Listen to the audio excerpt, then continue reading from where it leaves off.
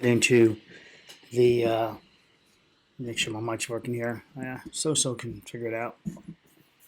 Let's jump right into the World Towers. And this person identifies themselves as an engineer. But residents. But she states that, and she's talking about the structure. She's going to state that concrete's has to be maintained in a box for it to work, and that the rebar is a binder. Help me, please.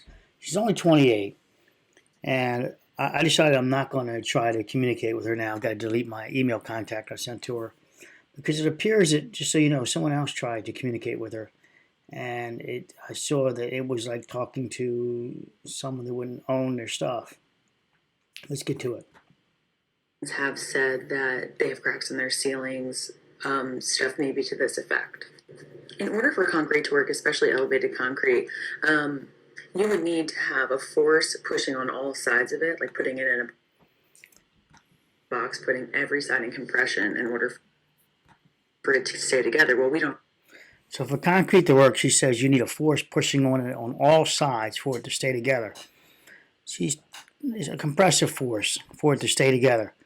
Well, it depends on the load whether the concrete's going to stay together. I've got plenty of examples where I can show you some concrete with zero rebar in it, and it can take a significant amount of load. It's how much can it take before it fractures and fails. So that's not true that you have to have this outside compressive force on it, and that's what she's describing there. And then here, let's go further. Don't have that, so we use rebar, which is a reinforcing steel that acts as a binder and the inside of the concrete. So the reinforcing steel, rebar, acts as a binder. Now she's a professional engineer, she states, in Louisiana. She says rebar is a binder. Oh, I'm really stressed, guys. Rebar is not a binder. The binder for all this, the steel, the stone, the sand, or whatever else they add into the mix, is they have some fancy mixes now, but it's the Portland cement, unless you're going to use a CSA product, or something of that nature. But it's mostly the Portland cement. It's not the stone, and it's not the sand. Let me put it that way. That's not your binder. It's not the rebar. You put those together and you throw them all in a kiln. You heat them up. You put them out in the sun. You put them in a freezer. You're still gonna grab separate parts, right? They're all going to be apart. The binder is the cement paste that's doing your binder work.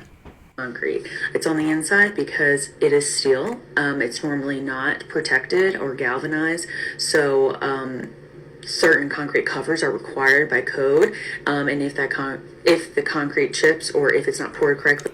And bridges, exterior post tensioning, exterior steel jacketing.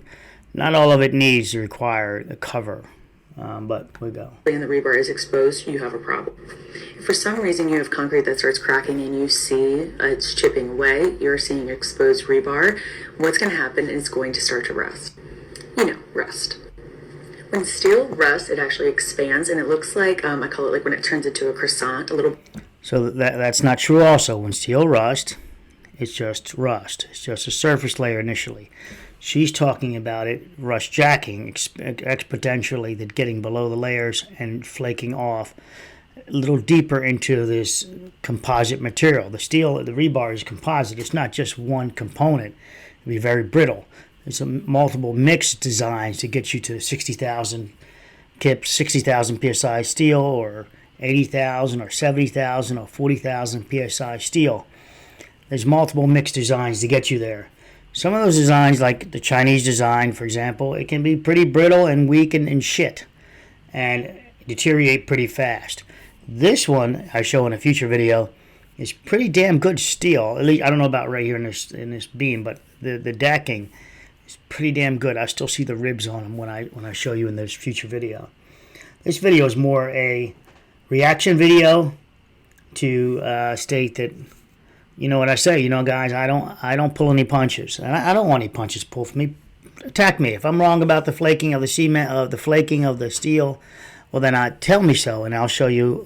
Weathering steel, for example, uses the rust as a protective layer. So that rust is not necessarily always evil. That rust is a protective layer as long as you don't, disturb it, remove it, and then you've got more steel that's got to rust again. That rust, if it can close its pores up tight enough, becomes a protective layer. The joke is on that, I think it was in Pennsylvania, they did a rust manufactured all-weathering steel like that, and it didn't quite stop rusting, and it deteriorated structurally down to nothing.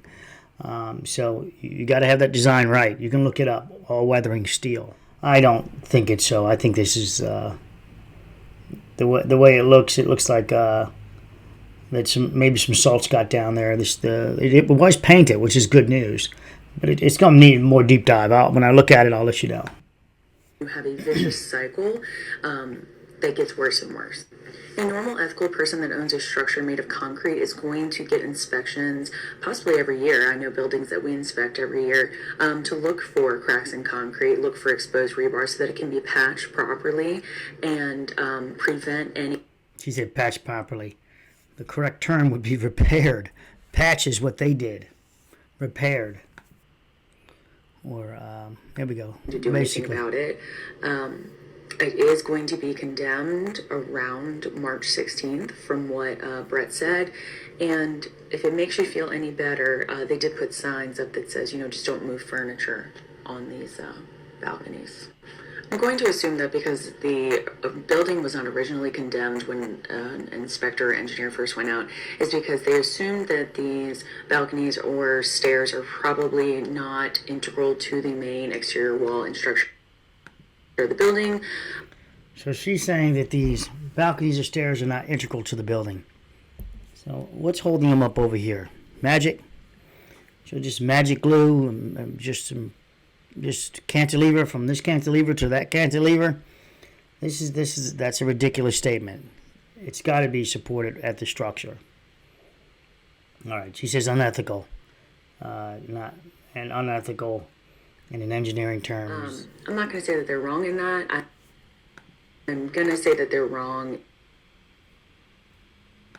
in not upholding engineering ethics. If this balcony, if you can't service your building, you can't live in the building. AKA, you cannot access this building. So she's saying if you can't service your balcony, you can't live in it. How many balconies you can't service without major scaffolding, major cranes even? Safely. So that's ridiculous to say. If you can't service it, you got to condemn it. I'm a professional civil engineer. I work in forensics and structural design. Let's talk about what happens when you have cracked concrete, exposed rebar.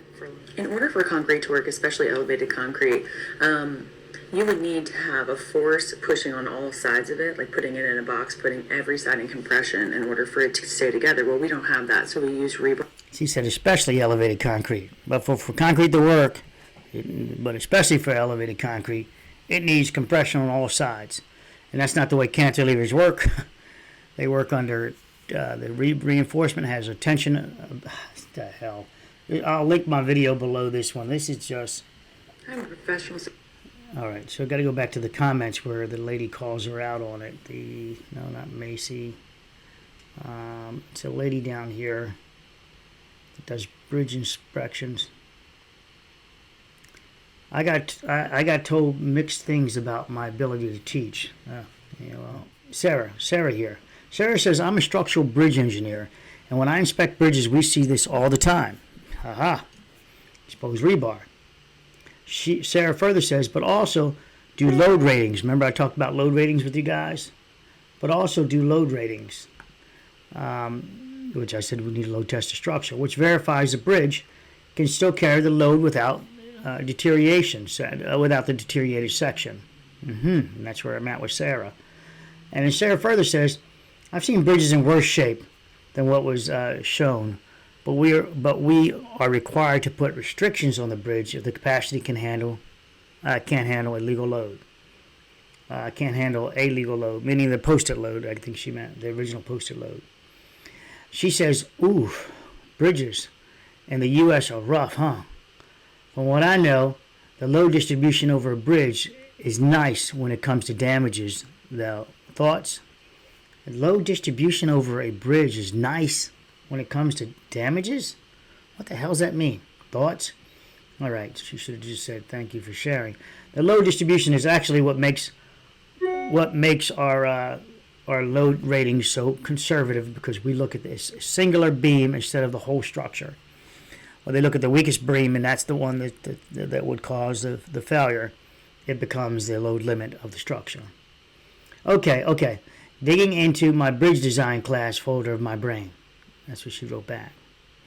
I get it. So she's trying to save her. I get it. I remember when I had to take the PE and had to relearn all the building codes, masonry design and wood design. Okay, she disappeared.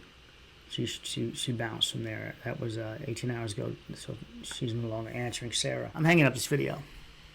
You guys just know that concrete is required to have compression around it, all the only on the ends. Not on the underside or the top, on the ends. I'm being facetious. And besides that, that beats Newton's law about equal and opposite. For all this compression she's creating, that means sidewalks just don't work because they don't have that compression around them everywhere. They're just solid concrete composed of their mix and bonded together by the Portland. Some of them don't even have rebar. So they don't have that force around them, so they're not working. But you see them working. This lady states that for it to work, it requires that compressive force all around them. I'll play that part again. In order for concrete to work, especially elevated concrete, you would need to have a force pushing on all sides of it, like putting it in a box, putting every side in compression, and putting every side in compression. I'm just done. So you guys, you come over, you follow her all you want. You know, this is what's out there. It's the false beliefs in engineering. No more. But let me just call it like I call it, lies in engineering. So that's not true. You don't need a force around for concrete to work. You don't need a force compressing it every which way. I'm friggin' done. Put me out of my misery, in other words, what I'm saying.